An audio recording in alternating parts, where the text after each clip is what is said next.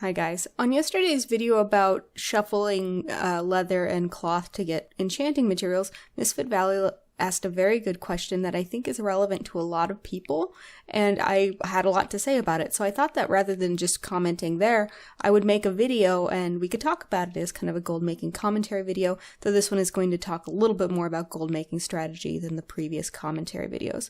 So I'll just read Misfit Valley's comment here so we're all on the same page of what we're talking about.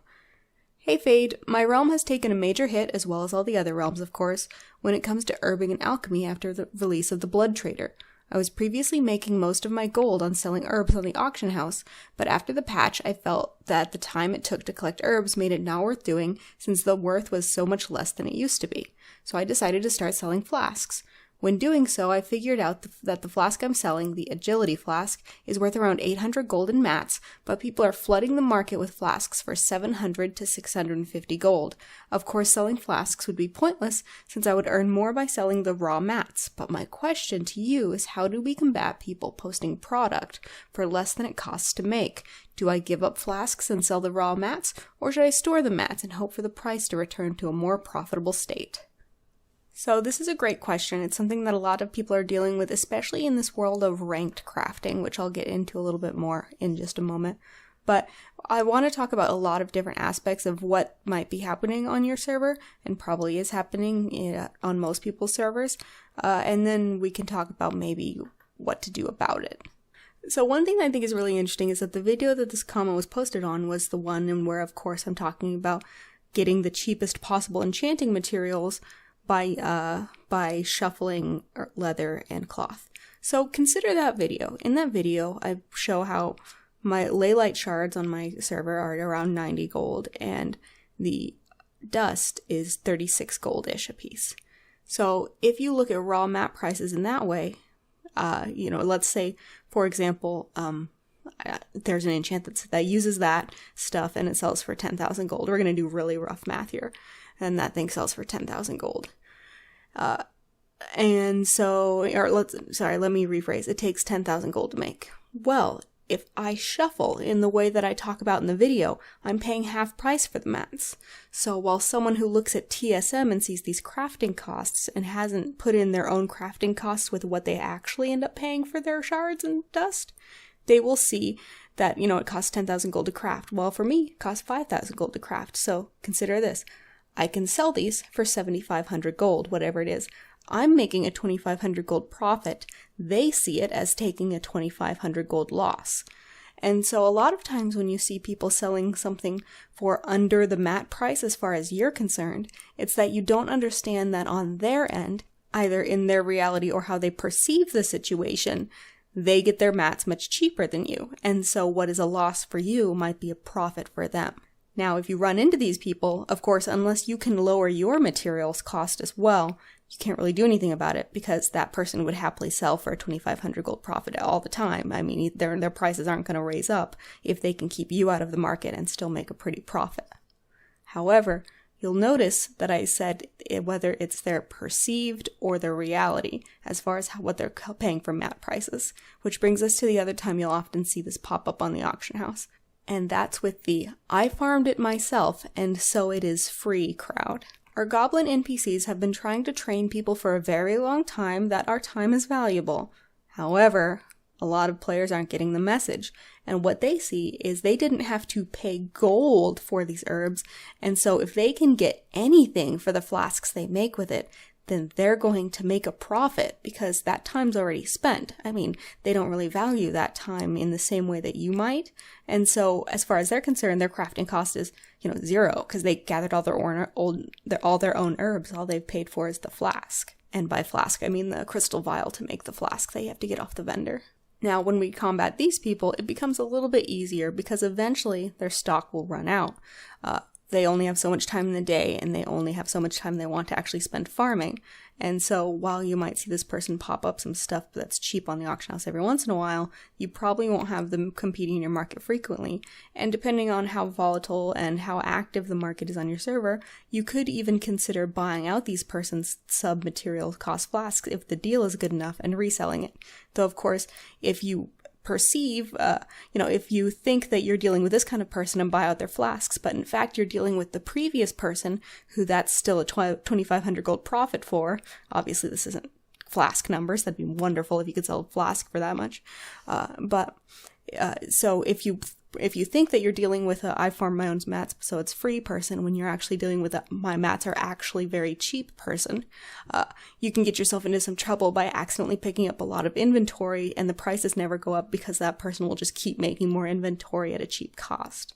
And speaking of making inventory at a cheap cost, as I'm recording this audio, I'm looking over at my other screen and just seeing tons of your flask of the 7th demon has sold. And if I actually look at my mats price, it's, I'm not getting a really, really huge profit margin on that because of course you can't shuffle for herbs. So how is it that I can sell so much lower than everyone else and still be happy about it?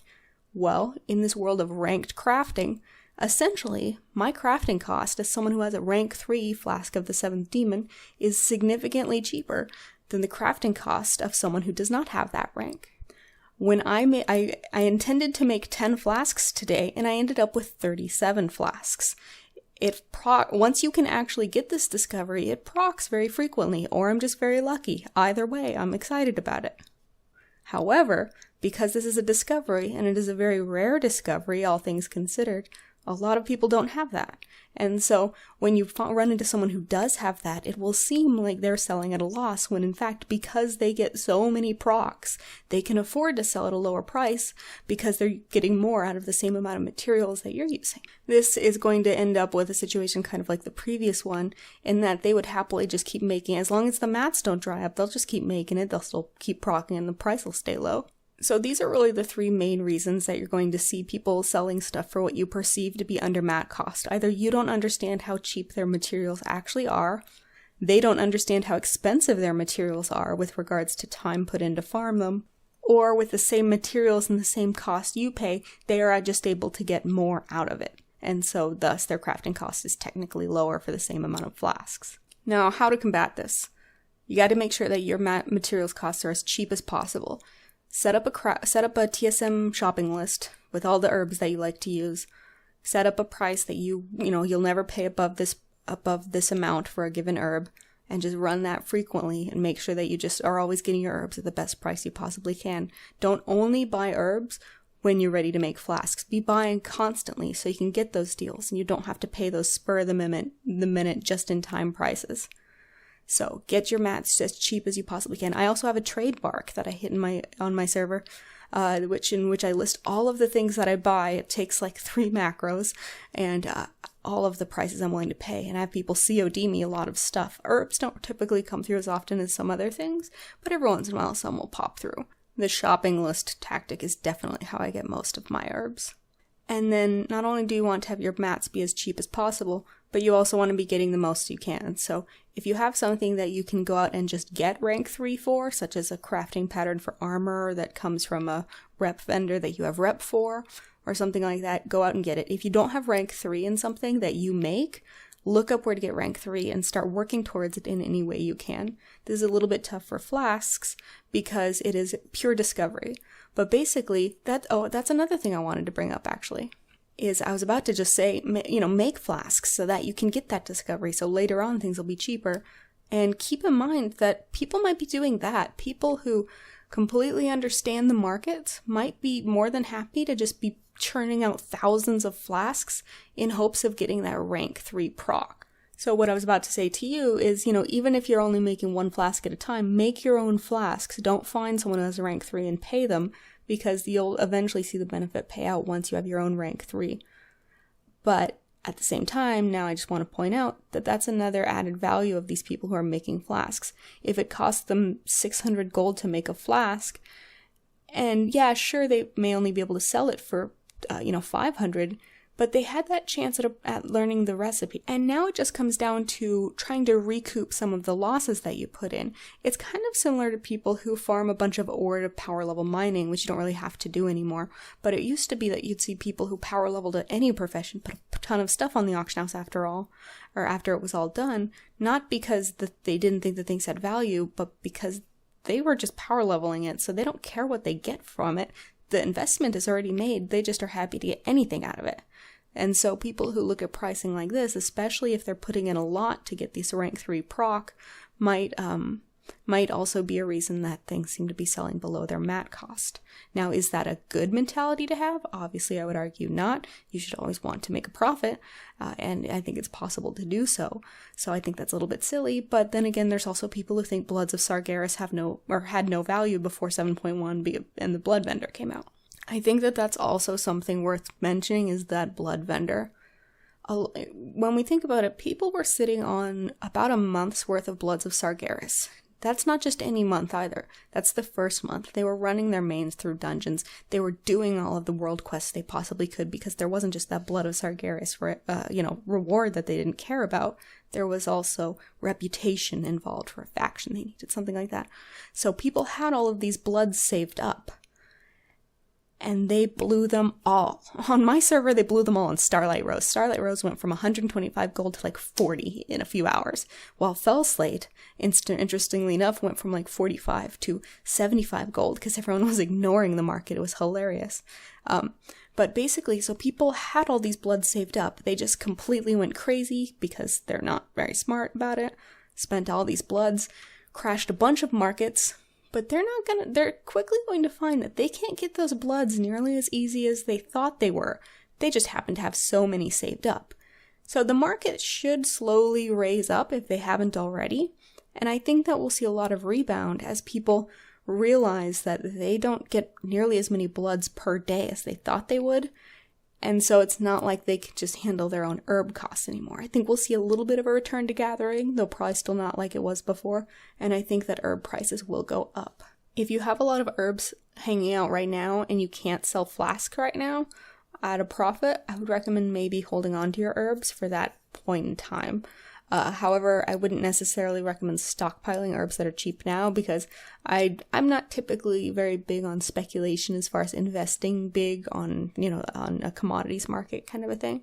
And so I don't want to recommend that in case it goes wrong. But just basically consider that we've got a very strange market right now when it comes to crafting materials, because not only was the Blood Vendor introduced, but it was introduced and a bunch of people went crazy with a month's worth of Bloods. Now that that's all gone, we're going to see the prices stabilize over time, so don't make any rash decisions about like liquidating an inventory or buying up too much stuff until we kind of see how much it stabilizes and where it kind of ends up. So basically, in summary, just make sure that you are paying the least amount possible for the herbs that you're getting, and consider other ways that crafting materials might be differently valued, such as through having rank 3 procs, or having a supplier who's sending you lots for cheap, which is what I typically have for some things going on. And I have it more for ore right now than for herbs. But there's a lot of other aspects that go into crafting materials, as opposed to just how much can I buy this on the auction house for right now. And that's really what you've got to think about when you wonder, is this actually selling below mat cost? Or is it just selling below the mat cost that I'm assigning to this?